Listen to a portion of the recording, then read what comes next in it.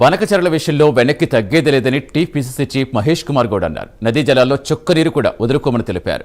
BC రిజర్వేషన్లపై ప్రతిపక్ష పార్టీలకు చిత్తశుద్ధి లేదని ధ్వజమెత్తారు. జీవో నెంబర్ 9పై సుప్రీంకోర్టును ఆశ్రయిస్తామని తెలిపారు.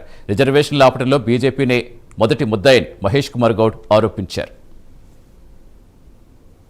విషయంలో హరీష్ రావు గారు వారు చేయాల్సిందంతా చేసి మైల గడుపుకునే ప్రయత్నంలో ఉన్నారు. బనకచర్ల విషయంలో జీవోలు వచ్చినాయన్నీ కూడా పోయిన ప్రభుత్వం హాయాల్లోనే వీరి ఉదాసీనత వల్లనే ఆనాడు టీఆర్ఎస్ ప్రభుత్వం ఉదాసీనత వల్లనే జీవోలు ఇవ్వడం జరిగింది.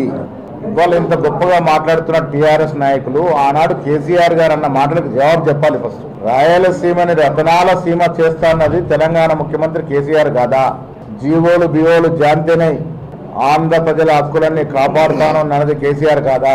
వీరు ఆనాడు ఉదాసీనంగా వివరించినారు కాబట్టే అప్పుడున్న ముఖ్యమంత్రి మొదట్లో ఉన్నటువంటి చంద్రబాబు కానీ ఆ తర్వాత వచ్చిన జగన్మోహన్ రెడ్డి గారు కానీ ఆ ఇద్దరితోనూ కేసీఆర్ గారు కలిసి భోజనాలు చేయడం, విందులు వినోదాలు చేసుకోవడం, వీరి యొక్క ఉదాసీనత వల్ల అక్కడ జీవోలు ఇవ్వడం జరిగింది.